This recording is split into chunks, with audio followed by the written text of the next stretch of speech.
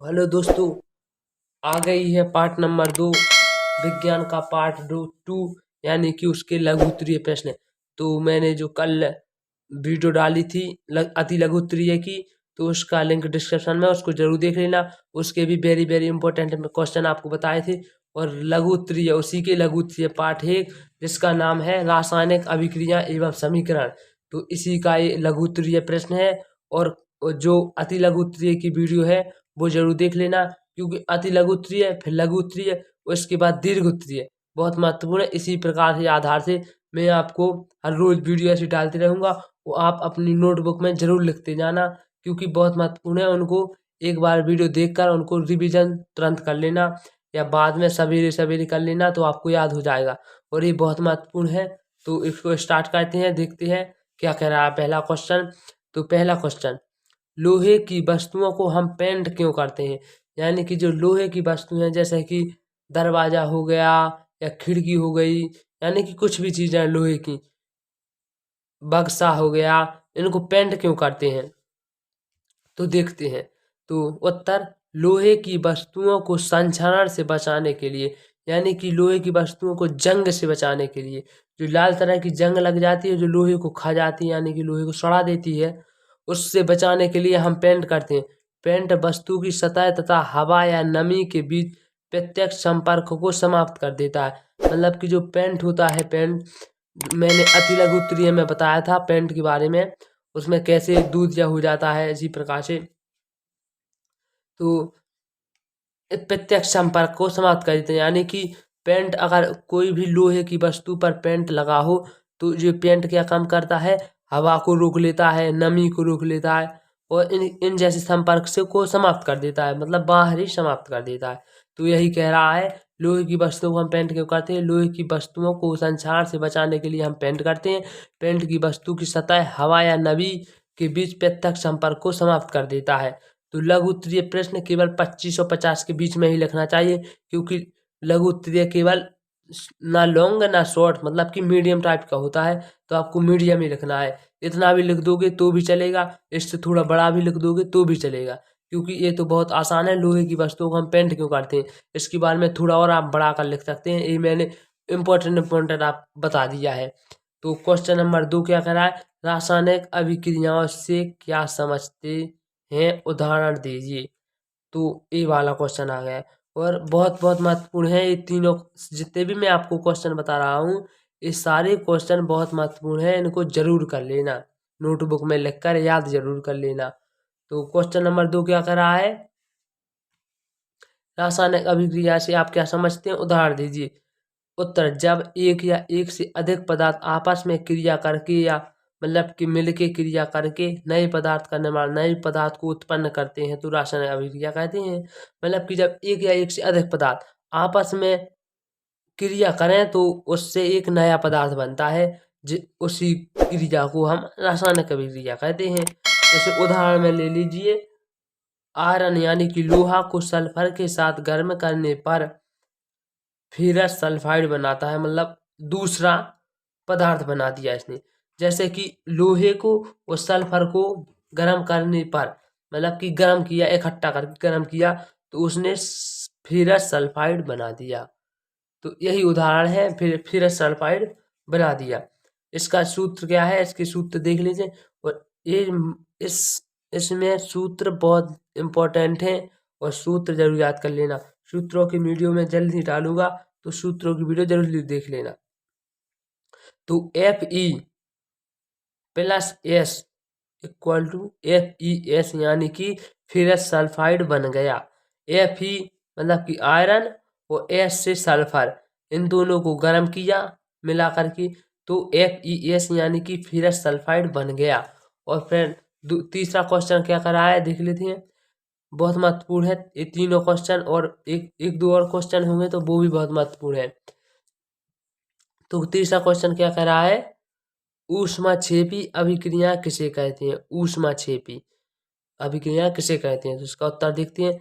वे रासायनिक अभिक्रियाएं जिसमें ऊष्मा उत्पन्न होती है, यानी कि बिल्कुल सरल है। वे रासायनिक अभिक्रियाएं, बस आपको क्या करना है, वे रासायनिक अभिक्रियाएं जिसमें इसमें ऊष्माक्षेपी तो लगा ही है, तो उसमें क्या करना है, बस ऊष्मा लिख देना। ऊष्मा उत्पन्न होती है मतलब कि ऊर्जा उत्पन्न होती है, यानी कि किरणें, सूर्य यानी किरणें उत्पन्न होती हैं, यानी कि ऊर्जा उत्पन्न होती है, ऊष्माक्षेपी अभिक्रियाएं कहलाती हैं। उदाहरण में क्या है, 1 मोल कार्बन और 1 मोल ऑक्सीजन, यानी कि 1 मोल कार्बन और 1 मोल ऑक्सीजन संयोग करती है तो 1 मोल कार्बन डाइऑक्साइड बनती है तथा 44.3 के CaL ऊष्मा उत्पन्न करती है। यानी कि 1 मोल कार्बन और 1 मोल ऑक्सीजन को मिलाने पर क्या बनता है, 1 मोल कार्बन डाइऑक्साइड बनता है। तो कार्बन डाइऑक्साइड बन गया, तो इसमें 44.3 KCaL यानी कि KCl ऊष्मा उत्पन्न ऊर्जा उत्पन्न होती है। किसमें, कार्बन डाइऑक्साइड में इतनी ऊर्जा उत्पन्न होती है 44.3। तो इसका सूत्र देख लेते हैं, C+ मतलब कि C से कार्बन, O से ऑक्सीजन, ई को मिलाने पर क्या बना, CO2 + 44.3 KCaL यानी कि कार्बन डाइऑक्साइड और 44.3 CaL, तो ये बना है। फिर नंबर 4 प्रश्न क्या कर रहा है, निम्न पदों का वर्णन कीजिए तथा प्रत्येक का एक एक उदाहरण दीजिए। संचारण और विकृत गंधी का तो बहुत महत्वपूर्ण है, ये 4 क्वेश्चन बहुत महत्वपूर्ण है। मैं जितनी भी वीडियो डालूंगा उन सभी का नोटबुक में लिखना बहुत इम्पोर्टेंट है, बहुत ज़रूरी है। और मैं आपसे अनुरोध करता हूं कि आप अपनी नोटबुक में ज़रूर लिखें, और जो मैं इसको नोटबुक में लिखकर सवेरे सवेरे 4 बजे ज़रूर पढ़ें, क्योंकि याद हो जाएगा। 2024 का लक्ष्य है, आपको पूर्णा है, 80+ लाना है। तो ये क्या करा है, निम्न पदों का वर्णन कीजिए तथा प्रत्येक का एक एक उदाहरण दीजिए। नंबर 1 संचारण, बी विकृतनाक। अगर अभी तक आपने हमारे चैनल को सब्सक्राइब और लाइक नहीं किया तो जरूर कर लेते हैं, ऐसी वीडियो पाने के लिए तो सब्सक्राइब जरूर करें। जैसे कि संचारण, सबसे पहले क्या कहा उसने, संचारण, और फिर दूसरे नंबर पे विकृत गंधी का। तो संचारण के बारे में देख लेते हैं उदाहरण से। तो संचारण का मतलब क्या होता है, धातु का अभिकारकों द्वारा यौगिकों में बदलकर नष्ट होने की प्रक्रिया को संचारण कहते हैं। यानी कि धातु का अभिकारकों द्वारा यौगिकों में बदलकर, धातु का अभिकारकों द्वारा यौगिकों में बदलकर खत्म हो जाना, यानी कि नष्ट होने वाली प्रक्रिया को क्या कहते हैं, संचारण कहते हैं। यानी कि जंग, किसी धातु यानी कि लोहे पर अभिकारकों द्वारा पेंट नहीं किया जाए तो उसको बदलकर नष्ट हो जाता है, उसी से संचारण कहते हैं।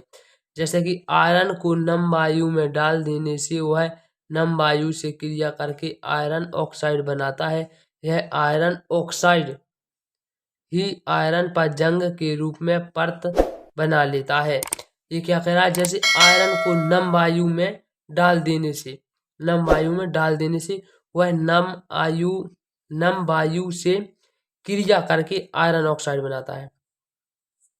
अगर हमने आयरन को नम वायु में डाल दिया, तो जब नम वायु में डाला तो वो अपनी क्रिया करेगा, तो जैसे ही उसने क्रिया की तो उसने उसको क्या बना दिया, आयरन ऑक्साइड बना दिया। तो जब आयरन ऑक्साइड बना तो आयरन ऑक्साइड के ऊपर जो परत होती है वो जंग लग जाती है, जंग बन जाती है।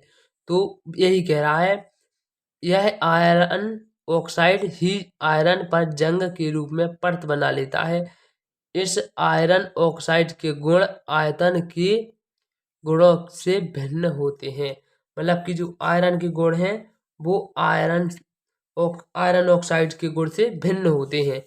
तो इस संचार की प्रक्रिया हो गई। अब नंबर 2 पे क्या है, विकृत गंधी का। तो इसको और देख लेते हैं, फिर ये लास्ट क्वेश्चन है, वैसे बहुत महत्वपूर्ण है, इसको जरूर नोटबुक में लिख लेना। तो विकृत गंधी का, क्योंकि ये 2-3 बार आ चुका है लगातार, ये सारे क्वेश्चन एक दो बार आए ही हैं लगातार, क्योंकि बहुत बहुत महत्वपूर्ण है और जरूर आएंगे। तो विकृत गंधी का, ऐसी प्रक्रियाएं जिसमें वसायुक्त अथवा तैलीय खाद्य सामग्री खराब होने लगती है तथा स्वाद व गंध में परिवर्तन होने लगता है। खाद्य पदार्थों का ऑक्सीजन से अभिक्रिया करके ऑक्सीजन कर देते हैं। यानी कि ऐसी प्रक्रियाएं जिसमें वसायुक्त अथवा तैलीय खाद्य सामग्री खराब होने लगती हैं, यानी कि तेल की चीजें या वसा की चीजें जो खराब हो जाती हैं, जिससे गंध आने लगती है, उसी को विकृत गंधिका कहते हैं। तो शॉर्ट में ऐसे ही लिख देना है जैसे मैंने आपको बताया, यानी कि कोई भी तेल की चीज़ और वसायुक्त चीज़ें खराब हो जाती हैं तो उसमें से गंध या स्वाद खराब आने लगता है, तो उसी को विकृत गंधिका कहते हैं। खाद्य पदार्थों का ऑक्सीजन से अभिक्रिया करके ऑक्सीकरण कर देते हैं, यानी कि खराब कर देते हैं। जैसे उदाहरण में क्या है, चिप्स की थैली में नाइट्रोजन भरकर इसे अपचयित होने से बचाया जाता है। जैसे जो चिप्स आती है दुकान में चिप्स, उसमें जो नाइट्रोजन भर देते हैं, यानी कि आपने देखा होगा कि चिप्स की थैली होती है, चिप्स की पैकेट हो जाता है, वो बहुत फूला हुआ होता है, तो उसमें नाइट्रोजन भरा होता है, तो इसी वजह से वो खराब नहीं होती। तो इसी क्रिया को क्या कहते हैं, विकृत गंधिका।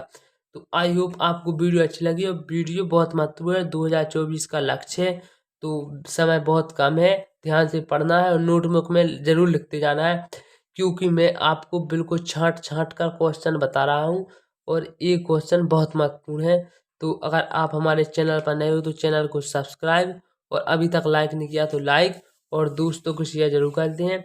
मिलते हैं इसकी अगली वीडियो की तरफ, दीर्घ उत्तरीय प्रश्न की तरफ। और आपने अभी तक अति लघु उत्तरीय प्रश्न की वीडियो नहीं देखी तो कमेंट बॉक्स में और डिस्क्रिप्शन में लिंक है, वहां से देख लेना। तो मिलते हैं अगली वीडियो की तरफ, दीर्घ उत्तरीय प्रश्न की तरफ। तब तक के लिए जय हिंद, जय भारत।